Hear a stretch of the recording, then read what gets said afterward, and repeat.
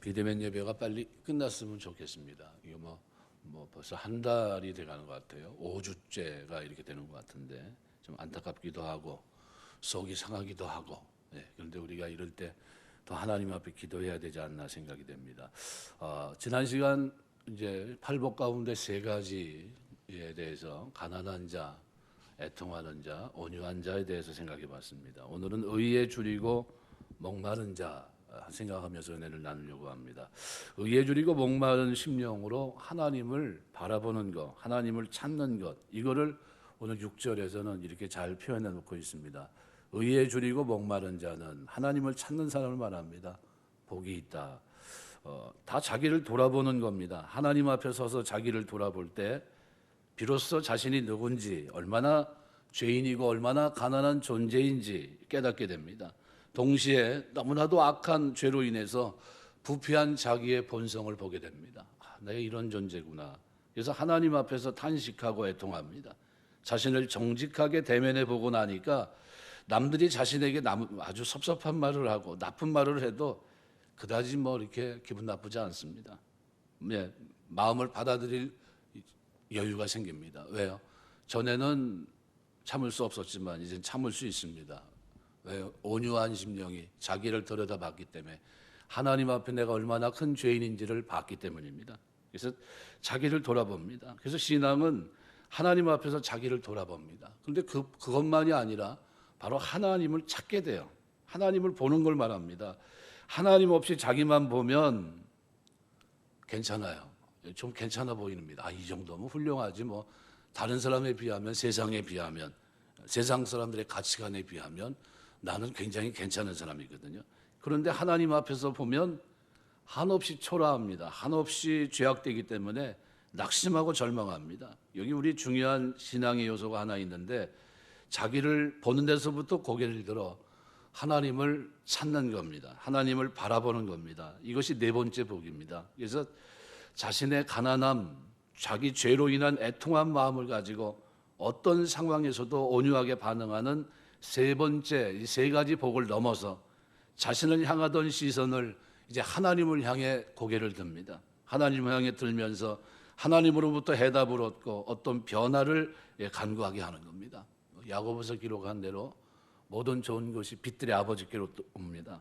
하나님으로부터 와요. 그래서 네 번째 복의 특징은 복의 근원이신 하나님을 구하고 찾고 두드리게 되는 거예요. 의에 줄이고 목마른 심정을 가지고 채워지지 않는 자기의 수많은 한계와 허물, 죄됨을 가지고 만복의 근원이신 그 하나님을 찾고 또 그 하나님을 두드리고 그 하나님 앞에 엎드리는 걸 말합니다. 여기 의에 줄이고 목마른 것은 그래서 그리스도인들에게 너무나 중요합니다. 오늘 저와 여러분의 삶 속에 이 의에 줄이고 목마름이 있게 되시길 주의 이름으로 축원합니다. 그럼 첫 번째로, 그러면 의는 뭘 얘기하는 걸까? 핵심은 어디에 있습니까? 그냥 줄이고 목마른 게 핵심이 아닙니다. 의라고 하는 것이 따로 목적격으로 쓰여 있습니다. 그래서 하나님과의 관계, 바른 관계를 보여주는 중요한 단어가 의라는 단어입니다. 그래서 하나님과의 관계가 어그러지거나 왜곡되거나 하나님으로부터 거절되지 않은 상태, 죄 문제가 해결돼야 되겠죠. 그래서 사람이 하나님과 바른 관계에 들어가는 것은 아무 자격도 공로도 없는 우리가 예수의 완전한 공로와 의 때문에 의롭다고 여겨지기 때문입니다. 그래서 믿음이 선물이에요. 의롭지 못한 우리가 하나님 앞에 의로운 자로 간주돼서 은혜의 보좌 앞에 들어갈 수 있게 됐다는 겁니다. 여러분, 세상에서 우리가 받은 선물 가운데 여러분 최고의 선물이 뭡니까? 집도 될 수 있고, 어떤 사람은 컴퓨터가 될 수 있고, 어떤 사람은 자가용이 될 수 있고, 예수 믿는 사람에게는 비교할 수 없는 큰 선물인데 그것이 뭐냐면 믿음입니다. 믿음.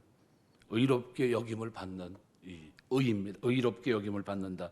이 디카이오 시네라는 말은 참 성경 기자들이 구분해서 썼던 단어입니다. 로마인을 대상으로 기록한 마가복음에는 한 번도 나오지 않아요. 의라고 하는 단어가 나오질 않습니다. 누가복음에 한 번 나옵니다. 누가복음 1장 75절에. 요한복음에 두 번 나옵니다. 요한복음 16장 8절 10절 말씀에 나옵니다. 유독 마태복음에만 6번 나와요. 의. 그러니까 본문에 나오는 의는 두 가지 의미를 가지고 있습니다. 하나는 윤리적 의미의 의, 또 하나는 종교적 의미의 의입니다. 그래서 여기 윤리적인 의미에서의 의의를 가리킨다고 봤을 때 마태복음 5장 20절은 이렇게 표현합니다.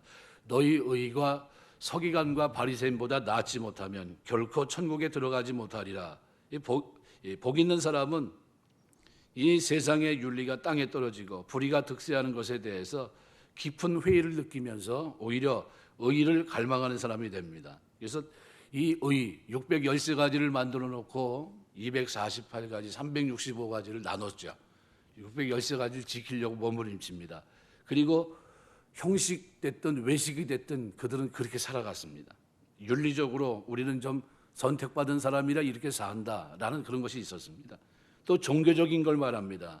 이것은 죄인을 심판하고 멸시하고 의인을 보호하시는 하나님의 심판과 구원의 기준인 공의를 이해하는 겁니다. 그래서 의의를 심판과 구원의 관점으로 보는 것은 바울 서신에서 자주 등장하는 의의 개념입니다. 특별히 마태복음 6장 33절 말씀에서는 이러한 의미로 의라고 하는 단어를 씁니다. 너희는 먼저 그의 나라와 그의 의를 구하라. 그리하면 이 모든 것을 너희에게 더하시리라. 그렇죠? 이러한 입장을 본다면 오늘 본문에 의에 줄이고 목마른 자는 구원에 대한 불타는 열망을 가진 사람입니다. 이거 하나님을 쳐다본다는 것이 뭘까? 바라본다는 것이 뭘까? 그래서 여기 본문의 의의가 목적격으로 쓰였습니다. 여러분 여기 줄이다, 목마르다라는 단어가 나오는데 소유격을 취합니다. 그래서 본문에서는 예배적으로 목적격을 취하고 있습니다. 이것은 그 대상의 한 부분이 아니라 전체와 관계된다는 것을 보여줍니다. 그러니까 줄이고 목마른 것, 이것이 의와 아주 밀접한 관계가 있다는 겁니다. 의 앞에 정관사가 붙어 있어요. 그래서 모든 의의를 내포합니다. 그래서 본절에서 말하고 있는 의에 줄이고 목마르다라는 이 표현은 세상의 불의한 현상에 대해서 깊이 탄식하고 또 하나님의 뜻에 따라 이 세상을 정의롭게 만들기 위해서 노력하고 동시에 자기 마음 가운데 깊이 내재한 죄성에 대해서도 깊이 회개하면서 오직 하나님의 의만을 사모하면서 하나님의 구원을 바라는 자라고 볼 수 있는 겁니다. 그래서 줄이고 목마른 사람은 점점 어떻게 해요? 본문에서는 의에 대한 열망을 중언법을 통해서 강조합니다. 시편 63편 1절 보면 하나님이여 주는 나의 하나님이시라 내가 간절히 주를 찾되 물이 없어 마르고 황폐한 땅에서 내 영혼이 주를 갈망하며 내 육체가 주를 앙모하나이다. 생리적으로 줄이고 목말라 하는 것은 그대로 생명 회복의 가능성이 있는 사람입니다. 줄임 또는 갈증 이런 걸 느끼지 못하는 사람은 죽은 자나 다름이 없습니다. 그런데 그 채우려는 욕구가 크면 클수록 채워지도록 노력할 겁니다. 그 결과도 만족한 회복을 누릴 수 있다는 것, 이것을 우리가 잊지 마셔야 됩니다. 그런데 이런 모습이 영적으로도 마찬가지입니다. 하나님의 의에 대한 갈망이 크면 클수록 영적인 생명력은 더욱 왕성해집니다. 천국 백성된 사람들이 영적으로 그 갈급한 상태의 욕구를 따라서 더 많이 채워지길 위해서 노력할 때 영적인 회복을 이루게 되고 더 큰 축복을 받게 됩니다. 따라서 의에 줄이고 목말라 하는 사람들은 그야말로 하나님을 찾는 사람이에요. 하나님이 예비해 놓으신 축복을 넘치도록 받을 수 있는 사람입니다. 그런데 오늘 본문에서는 바로 그것을 한정하고 있어요. 의에 줄이고 목마른 자, 저희가 배부를 것이다. 그래서 단순히 정보를 전달한다는 어떤 측면보다 줄이고 목마르면 배부를 거다 이렇게 얘기하고 그들이 배부를 거다 이렇게 얘기하지 않고 저희가 완전히 그들을 어떻게 해요? 강조하고 있습니다. 여기 저희가 아우토이라는 말은 인칭 대명사입니다. 독립적으로 쓰고 있습니다. 그러니까 원래 이 배부를 것이며 이 단어 속에 이미 인칭 3인칭 복수 인칭 어미가 붙어 있습니다. 그러니까 특별히 아우토이 저희라는 단어를 쓰지 않아도 문장이 되는데도 문제가 없고 전달하는데도 문제가 없어요. 근데 강조하기 위해서 따로 독립적으로 쓴 겁니다. 누가 배부를 거냐? 의에 줄이고 목마른 자, 그들이 바로 그런 사람들이 바로 어떻게 배부르게 된다는 거예요. 그래서 이 배부르게 된다는 것은 겨우 허기나 갈증을 면하는 정도가 아니라 차고 넘칠 만큼 포식하는 것을 가리키는 단어입니다. 요한복음 6장 26절 보시면 우리가 오병이의 기적을 일으키시고 그때 그들이 배불렀던 이 장면을 기록합니다. 여러분 요한복음을 보면요 7가지 나는 뭐뭐다 나는 포도나무다. 나는 부활이요 생명이다. 나는 빛이다. 뭐 이런 얘기들이 7가지가 그 속에 들어가 있어요. 요한복음 전체 내에. 근데 그 가운데 오병이어 사건은 뭡니까? 나는 생명의 떡이다. 이걸 얘기한 겁니다. 여러분, 우리 오후 예배 때도 이제 아마 그 부분 본문과 겹치기 때문에 제가 여기서 좀 뺐더니 좀 내용이 조금 부실한 것 같아가지고 내가 좀 말씀을 드리는데, 오병이 기적을 딱 일으켰어요. 누가 오버랩됩니까? 딱 상상하는 게 구약시대 광야에서 이스라엘 백성들이 만나로 배를 채웠던 장면이 딱 떠오릅니다. 근데 예수님은 내가 누구라는 거예요? 바로 그분이라는 거죠. 그들에게 먹음을 줬던 생명의 떡, 바로 내가 바로 그 사람이다. 이거를 얘기하고 싶은데 왔는데 뭘 얘기합니까? 또 표적을 구합니다. 그때 예수님 표적을 더 이상 주지 않고 뭐예요? 있었던 장면을 설명합니다. 그리고 뭐라고 얘기합니까? 나는 뭐뭇이다. 나는 생명의 떡이다. 이렇게 얘기합니다. 그러니까 내가 생명의 떡이라는 거예요. 그거를 보여주신 겁니다. 그거를 요한복음에는 몇 가지가 나온다고요? 7가지가 나와요. 그래서 7가지 나오는데 소경의 눈을 뜨고는 뭐라고 얘기합니까? 나는 세상의 빛이다. 11장에 가면 또 누가 나옵니까? 나사로가 나오잖아요. 죽었는데 살렸어요. 그 뭐라고 얘기합니까? 나는 부활이요 생명이다. 그걸 얘기하세요. 그러니까 이게 뭡니까? 그게 뭐냐 하면 쉽게 말하면 이런 겁니다. 우리가 아이들이 이제 학교 다니는데 선생님이 격려할 때 있죠. 격려할 때 이렇게 툭툭 칩니다. 모션이죠, 이모션. 그러면 때리는 겁니까? 격려하는 겁니까? 격려하는 거예요. 그럼 속뜻이 뭐예요? 잘한다. 너 열심히 해라. 내가 너 응원하고 있다. 이런 얘기거든요. 그럼 그걸 받아들인 사람이 이게 어떻게 받아들여야 됩니까? 우리 선생님이 나를 이렇게 생각해 주고 있구나. 더 열심히 해야 돼. 이렇게 됩니다. 그죠?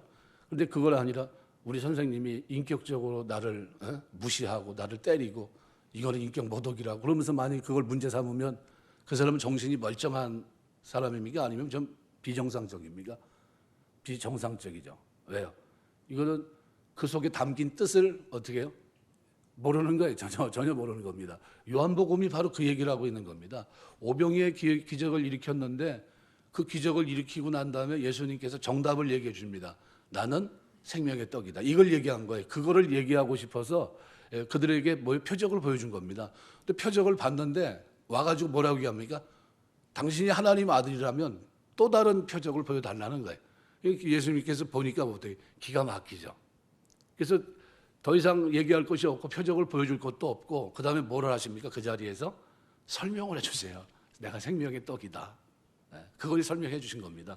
이게 오늘 본문이 바로 그 생명의 떡이다를 얘기하실 때 요한복음 6장 35절 한번 보시면요. 요한복음 6장 35절 한번 성경을 한번 관심 있게 한번 보세요. 보시면 우리가 읽고 있는 오늘 본문 말씀과 아주 그냥 이해가 될 정도의 말씀이 기록이 되어 있습니다. 뭐라고 되어 있습니까?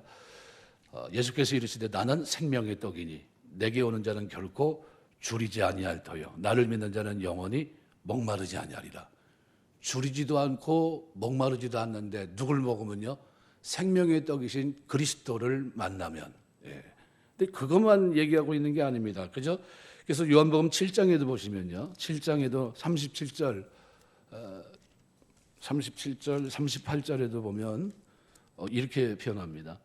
명절 끝날 곧 큰 날에 예수께서 서서 외쳐 가라사대 누구든지 목마르거든 내게로 와서 마시라. 나를 믿는 자는 성경 이름과 같이 그 배에서 생수의 강이 흘러나오리라 하시니 그 다음에 39절에 설명합니다. 이는 그를 믿는 자들이 받을 성령을 가리켜 말씀하신 것이라.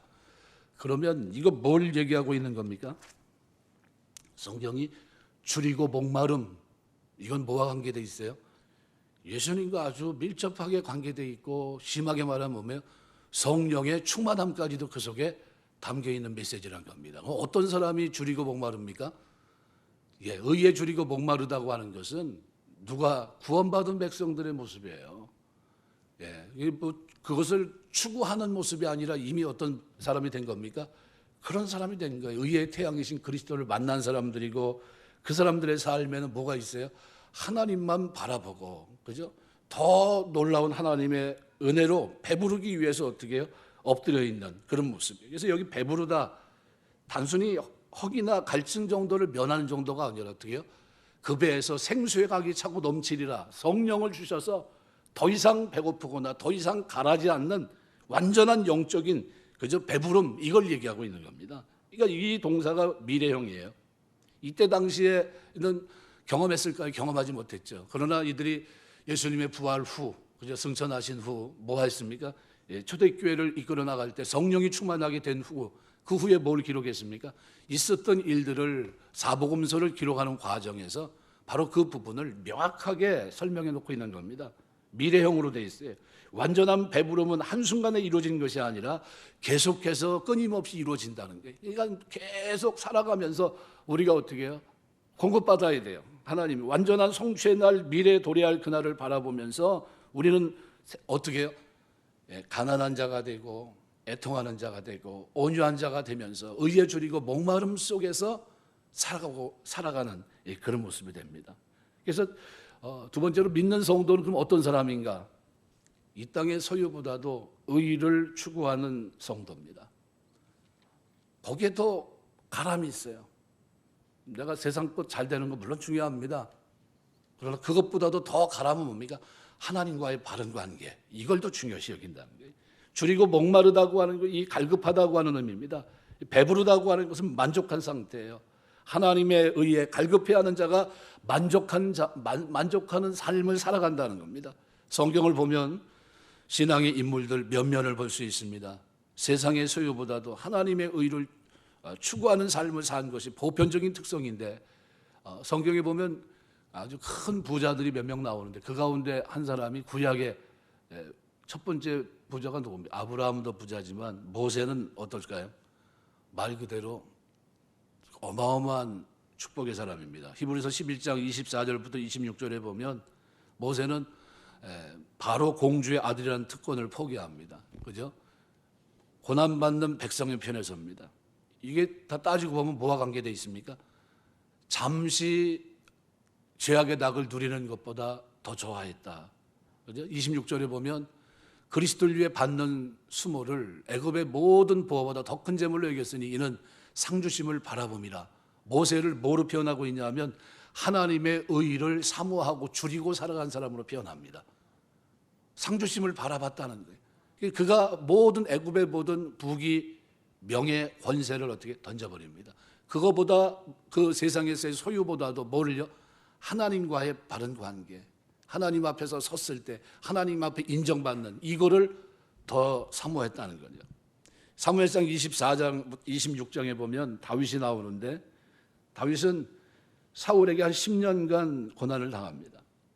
고난당할 때 그의 처지를 어떻게 보면 비참하지만 동굴에서 전전하고 광야에서 전전하고 아주 힘들었죠. 근데 동굴에서 딱 2번 사울을 만나요. 죽일 수 있었어요. 근데 사울은 왕으로 세우신 하나님의 섭리를 존중해서 사울을 죽이지 않습니다. 왜요? 하나님은 다윗을 처음 불렀을 때 내가 기름 부어 왕을 세운다 그랬거든요. 근데 그 기름 부어 왕을 세운 그를 죽이면 이제 왕이 될 거 아닙니까? 근데 왕권보다도 뭘 생각했습니까? 하나님 앞에서의 의로운 삶을 선택합니다. 의로운 삶. 내가 어떻게 하나님의 기름 부은 자를 내 손으로 처할 수 있을까?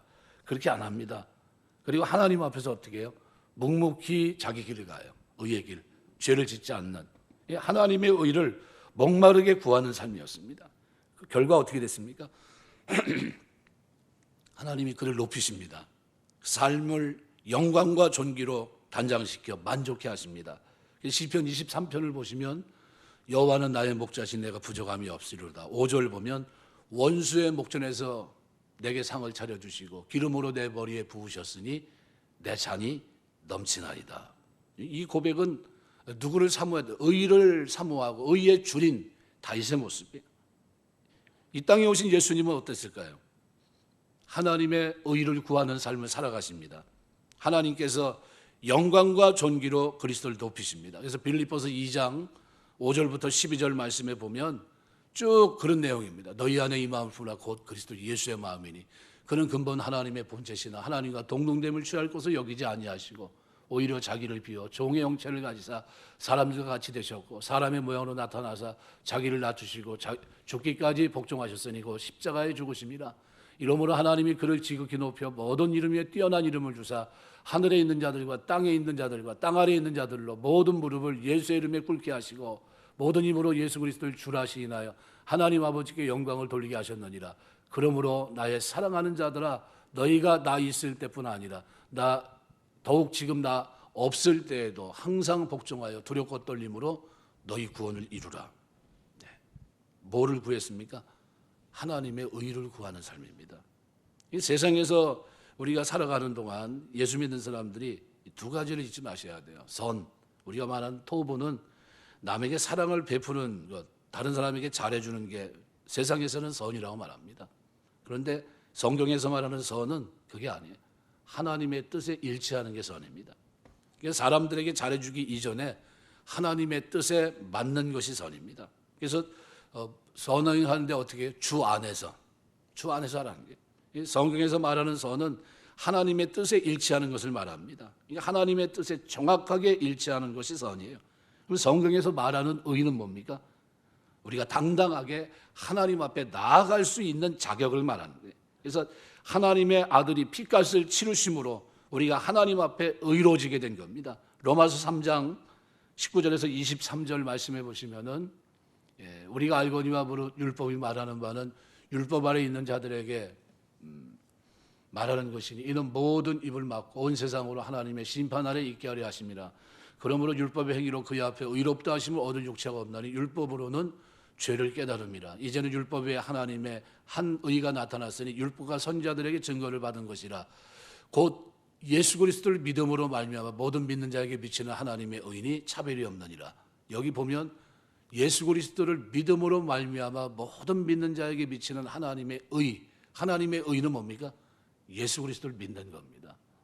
이거를 로마서에서 강조하고 있는 거예요. 그러니까 여기 오늘 본문에 하나님의 의는 뭡니까? 예수 그리스도를 믿는 거예요.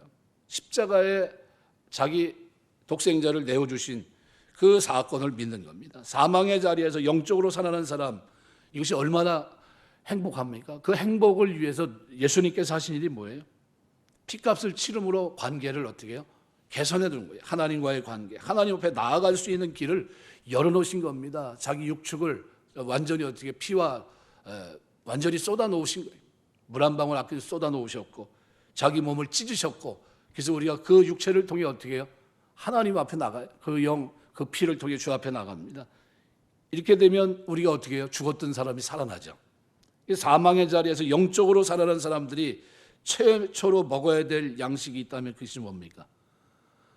하나님의 말씀입니다. 그래서 베드로전서 2장 2절에 보면 갓난아이들 같이 순전하고 신령한 젖을 사모하라. 이는 이로 말며 너희로 구원에 이르도록 자라게 하려 합니다. 우리가 죄에 사로잡혔다가 풀려났을 때 처음 먹어야 되는 양식과 음료수는 하나님입니다. 하나님의 말씀이에요. 우리가 하나님 앞에서 첫 번째로 먹어야 될 이 의는, 줄이고 목말라야 되는 의는 하나님의 말씀입니다. 이 말씀을 먹으면서 더 큰 하나님의 의에 줄이고 목말라 하게 돼요. 이 하나님을 바라보게 돼요. 이것이 뭐냐면 영적인 부흥이에요. 여러분, 이것이 네 번째 있다는 것을 여러분이 관심 있게 보셔야 돼요. 가난한 자, 애통하는 자, 온유한 자, 그 다음에 뭐예요? 의에 줄이고 목마른 자. 처음 예수 믿자마자 의에 줄이고 목마를 수 있을까요? 그게 그렇게 되는 게 아닙니다. 자기를 위해서 진짜 예수를 믿게 되면, 그죠? 자기를 보지 못한 사람들이 하나님 앞에 바르게 서서 의롭게 살려고 몸부림치고 하나님의 공의의 실현을 위해서 기도할 수 있을까요? 그게 안 돼요. 불가능한 얘기입니다. 그런데 하나님이 우리를 그런 존재로 창조하신 거예요. 재창조. 그러니까 우리가 하나님의 말씀을 먹으면서 더 큰 하나님의 의에 줄이고 목마른 자가 되고, 이제는 내 한계를 아니까 어떻게 해요? 하나님, 나는 이렇게 살 수가 없습니다. 하나님의 성령을 나에게 부어주셔서 내가 성령 하나님의 인도하심을 쫓아 그 길을 걸어갈 수 있도록 도와주옵소서. 이러니까 어떻게 해요? 날마다 하나님의 성령을 구할 수밖에 없어요. 충만함을 하나님 앞에 간구할 수밖에 없고, 하나님께서 우리를 예수 믿게 하신 것은 이 세상에서 천국의 축복을 누리게 하기 위해서입니다. 또 의를 얘기할 때 이 세상에 대한 의를 생각할 수 있습니다. 그러니까 뭐냐면 하나님의 공의가 이 세상에 하수같이 흘러갑니다. 그럼 올바로야 되는데 이 세상에서 하나님의 공의를 막는 많은 불의한 일이 있습니다.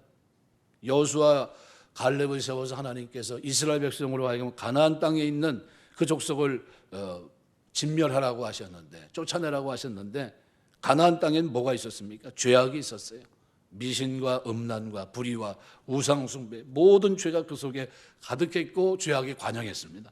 우리가 하나님 말씀으로 잘 준비되어 있으면 얼마든지 세상의 불의와 싸워서 이길 수 있습니다.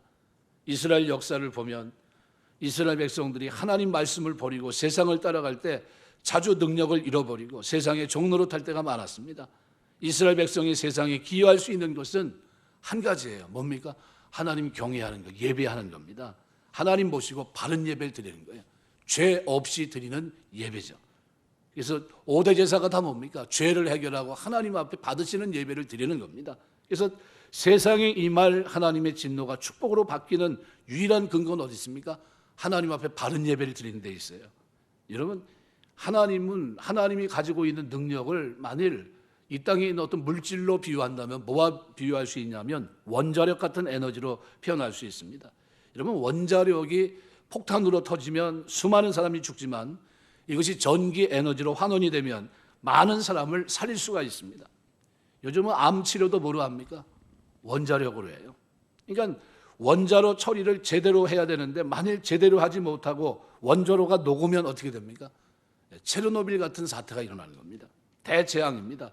체르노빌 원전 사고의 원인에 대한 기사를 보니까 전력이 끊어지고 1분 후에 냉각 장치 전력이 자동적으로 올라가는데 한 기술자가 이 1분을 무시하고 전기를 끄더라도 돌던 힘으로 냉각 장치가 가동될 것이다 생각해서 실험을 한다는 것이 그만 멜트 다운된 겁니다.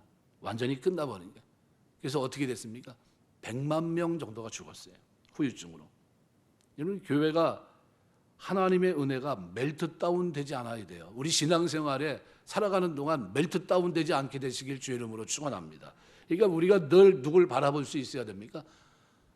줄이고 목마른 마음으로 주님을 찾아봐야 돼요. 시편 42편 기록한 대로 다윗이 줄이고 목마르면 하나님 사슴이 시냇물 찾기에 갈급한 같이 내 영혼이 주를 찾기에 갈급하나이다. 이런 모습이, 그래서 내 영혼이 하나님과 살아계신 하나님을 갈망하노니 내가 어느 때에 나가서 하나님의 얼굴을 배울까?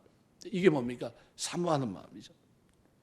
그래서 예수 믿는 사람이 되었다고 하는 것은 짐승 같은 그런 삶에서 돌이켜서 새로운 피조물로 팔복의 사람으로 거듭났다는 걸 얘기합니다. 이제는 열매 맺는 나무로 변한 겁니다. 시편 1편의 고백대로는 시냇가에 심은 나무와 철을 따라 열매를 맺고 잎사귀가 마르지 않음 같으니 그가 하는 모든 일이 다 형통하리로다. 나무가 열매 맺는 비결은 광합성입니다. 뿌리에서 수분을 빨아들이고 태양의 에너지를 흡수해서 양분을 만들어야 됩니다. 그렇게 하기 위해서는 뭐가 있어야 됩니까? 성도에게는 말씀과 성령에 대한 목마름이 있어야 돼요. 이 목마름이 결국은 하나님 앞에서 바르게 살게 하고 하나님과 바른 관계를 맺게 하고 이 목마름이 결국은 어떻게 해요? 성령의 충만함을 가져옵니다. 하나님 말씀에 목말라 하고 성령의 능력에 목말라 하는 것, 이것이 필요합니다. 예배에 대한 목마름, 기도에 대한 목마름, 찬송에 대한 목마름, 이것이 있어야 돼요. 시편 137편에 보면 바벨론 포로로 잡혀갔던 많은 유대인들 어떻게 됐습니까? 바벨론 강가에서 심한 노역에 허덕이고 있고 강가에 앉아서 울어요. 뭐 때문에 웁니까? 힘들어서요? 아니에요. 시편 137편에 뭐라고 표현하고 있습니까? 거기 보면 그 우는 이유가 뭐냐면 바벨론 사람들이 조롱하는 거예요. 야, 네 수금 가지고 한번 노래 한번 불러봐라. 니들이 섬기는 하나님 앞에 드렸던 노래를 불러봐라. 그러니까 견딜 수가 없는 거예요. 왜? 이 입으로 누구만 찬양해요? 하나님만 찬양하기로 했는데 이거를 이방 사람들 앞에서 어떻게 해요? 마치 유흥에 노래하는 이런 모습이 됐으니 얼마나 화가 나요? 그래서 수금을 걸어놓고 어떻게 해요? 노래하지 않습니다. 죽으면 죽었지 절대로 하지 않아요. 그래서 신앙에 뭐를 합니까? 다니엘과 그 친구들도 뜻을 정하고 살아가요. 내가 이렇게 어떤 일이 있어도 내가 선을 넘지 않겠다. 그래서 바벨론 강가에서 그들에게 뭐가 시작됩니까? 다시 돌아간다면 하나님 앞에 예배를 귀중히 여기고 하나님 바르게 섬겨야지. 이게 그들 마음속에 일어납니다. 어떤 일이 있어도 하나님 찬양하는 거, 하나님만 찬양해야지. 이 마음이 그들 중심에, 이거 뭐가 그 죄악 가운데서 그들이 죄에 대한 징계 속에서 70년 만에 돌아가는 그 중에서 그들이 고민한 게 뭡니까? 예배에 대한 열망이에요. 그래서 돌아와서 만든 게 뭡니까? 달무드예요. 돌아와서 야, 우리가 이렇게 살지 말고 이제 하나님 말씀대로 좀 제대로 살자. 그래서 만든 게 613가지 율법도 거기하고 관계가 돼 있는 거다. 그냥 만든 게 아닙니다. 신앙생활 처음인 예수 믿을 때, 그때는 말씀 들을 때 은혜를 받았어요. 찬송과 가사에 눈물이 흘립니다. 혼자 기도해도 1시간이 훌쩍 넘어가고, 그런데 어느 날 나도 모르는 사이에 이 배고픔, 목마름을 느끼지 못하는 영적으로 병든 모습이 되고 말았어요. 의에 줄이고 목마름이 나도 모르는 사이에 식어졌어요. 죽어가는 이웃을 보면서 예전에는 느끼지 못했던 영혼구원의 갈망이 사라져버린 거예요. 옛날에는 나뿐만 아니라 이웃을 위해 기도하고 친구를 위해 기도하고 그랬는데 이 기도가 사라졌어요.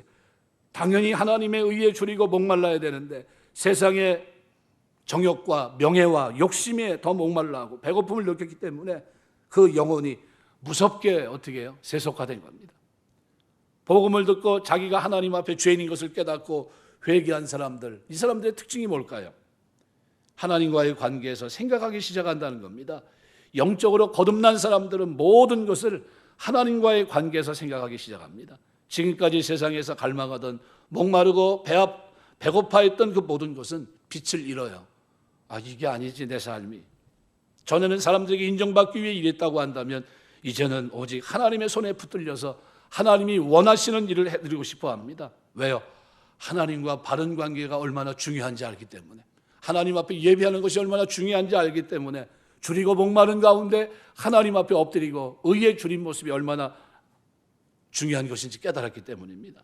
그래서 하나님 기뻐하시는 일을 하고 싶어 합니다. 왜? 믿음의 사람이 됐기 때문에. 그래서 이런 성도는 자기 몸이 성전이기 때문에 죄를 짓는 데 사용하는 것을 참지 못합니다. 정과 욕을 십자가에 날마다 못 받습니다. 그리고 그럴 때 더 큰 기쁨을 누려요. 또 우리가 의에 줄이고 목말란다고 하는 것은 이 세상의 것은 근본적으로 우리의 줄임과 목마름을 해결할 도움이 되지 못한다는 것을 의미하고 있는 겁니다. 우리는 이 세상에 음식으로 배부르고 세상에 생수로 갈증을 채우고 있다면 이거는 잘못된 거예요. 오직 모두 하늘의 신령한 은혜와 축복으로 배고픔과 갈증을 채울 때 능력 있는 성도가 됩니다. 그래서 이 줄임과 목마름은 뭐로 채워야 됩니까? 성령으로 채우는 거예요. 성령으로 채워야 됩니다. 요한복음 6장 35절 말씀 맺겠습니다. 뭐라고 표현합니까? 예수께서 이르시되 나는 생명의 떡이니 내게 오는 자는 결코 줄이지 아니할 터요 나를 믿는 자는 영원히 목마르지 아니하리라.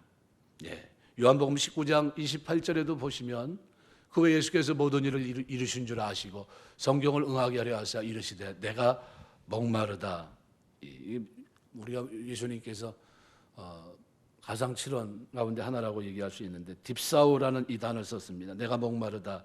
이건 다른 말로는 갈망하다는 거예요. 갈망하다. 그러니까 예수님께서 하나님에 대해 목말라 하심으로 갈망하시면서 하나님의 구원 사역을 완성하셨다는 게 갈망. 그렇다고 한다면 우리가 이 땅에서 두렵고 떨림으로 구원을 이루라. 그 삶에 뭐가 있어야 됩니까? 의에 줄이고 목마른 갈망하는 삶이 있어야 돼요. 하나님 주의 의의 통치가 완벽한 통치가 이 땅에 이루어지는 그날까지 저는 그것을 위해서 먼저 그의 나라와 의를 구하라고 하신 주님 말씀대로 저는 이것을 갈망합니다. 그날이 내 삶에서 현재 여기서부터 시작되지만 하나님 완벽하게 통치될 그날을 바라봅니다. 이런 모습이에요.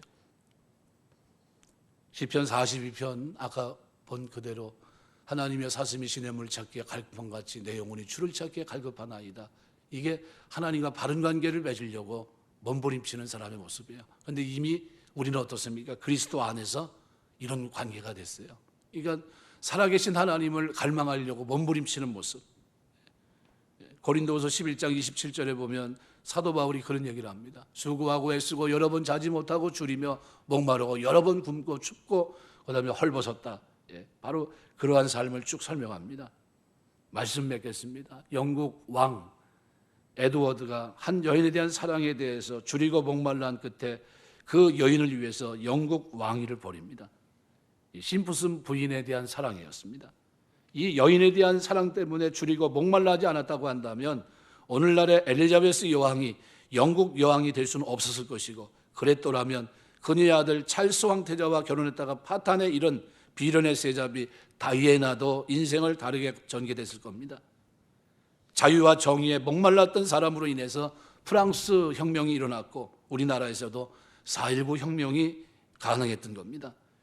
영적 목마름과 주림으로 몸부림쳤던 마르틴 루터는 날마다 어떻게 해요? 자기의 죄를 가지고 고해성사했었습니다. 신부를 찾아가요. 그러니까 신부가 너무 괴로우니까 뭐라고 합니까? 부터야 다음서부터는 수첩에다 적어서 한꺼번에 가지고 와라. 하루에도 수도 없이 쫓아가니까 그 정도로 자기 죄에 대해서 목마름이 있었어요. 하나님 이 죄를 어떻게 해야 됩니까? 돌아서면 죄를 짓고 돌아서면 죄를 짓는 나를 하나님 어떻게 해야 됩니까? 이런 주림 목마름. 그래서 거기서 루터가 결국은 그를 통해서 종교 개혁이 일어났던 겁니다.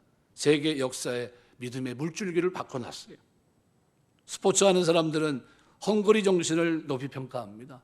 줄이고 목마르지만 참고 견뎌내가면서 마침내 우승하고 승리하는 그것을 너무 높이 평가합니다. 그 사람만 그럴까요? 그렇지 않습니다. 오늘 예수 믿는 사람들에게 하나님과 바른 관계 속에서 의에 줄이고 목마름은 우리의 인생뿐만 아니라 하나님의 의를 이 땅에 이루는 데 있어서도 너무나도 중요한 자세입니다. 하나님과 바른 관계를 향한 허기와 갈증은 하나님께서 하늘의 것으로 공급하시면 성도는 그것이 주는 부요, 복됨, 영광을 누리게 됩니다. 그리고 나면 우리에게 새로운 배고픔과 새로운 목마름이 생깁니다. 그것이 뭘까요? 성령에 대한 갈급이에요. 그래서 우리가 신앙생활하면서 저와 여러분의 삶 속에 끊임없이 우리에게 있어야 될 것이 뭡니까? 성령 충만이에요. 이거는 뭡니까? 의에 대한 줄임과 목마름의 표현이에요. 하나님, 내가 주의 성령으로 충만하게 하셔서 주님 이 땅에서 하나님과 바른 관계를 맺고 의의 길을 걸어가며 영광 돌릴 수 있도록 도와주시고, 하나님의 진리의 말씀을 어떤 사람이 되어서요? 팔복의 사람이 되어서 가난하고 애통하며 온유하며 의에 줄이고 목마름 속에서 배부름을 축복할 수 있는, 세상이 알지 못하는 배부름을 하나님 하늘에 주시는 넉넉함 속에 살아가는 축복된 사람으로 살아갈 수 있도록 주님 축복해 주옵소서 기도하시고, 그와 같은 배부름이 저와 여러분의 삶 속에 늘 충만케 되시기를 주의 이름으로 축원합니다. 기도하겠습니다. 의에 줄이고 목마른 사람이 복이 있습니다. 이들이 배부를 것이라고 말합니다. 이 땅에서 자기 죄를 보고 자기 한계를 보고 이 가난함과 애통함과 온유함을 통과한 사람들은 하나님 의에 줄이고 목마릅니다. 그들은 성령을 사모합니다. 그들은 하나님의 말씀으로 아버지 하나님이 젖어집니다. 그 하나님의 말씀의 묵상과 그 말씀으로 힘을 얻고 그 말씀으로 셈을 얻을 뿐만 아니라 하나님의 뜻을 행하는 거룩한 종들이 됩니다. 하나님, 우리가 이 땅에 사는 동안 의에 줄이고 목마름 속에 하나님 영광에 달려가는 귀한 종들이 다 될 수 있도록 하나님 축복해 주시옵소서. 도와주심을 믿사옵고 감사하오며 예수님 이름으로 기도드리옵나이다. 아멘.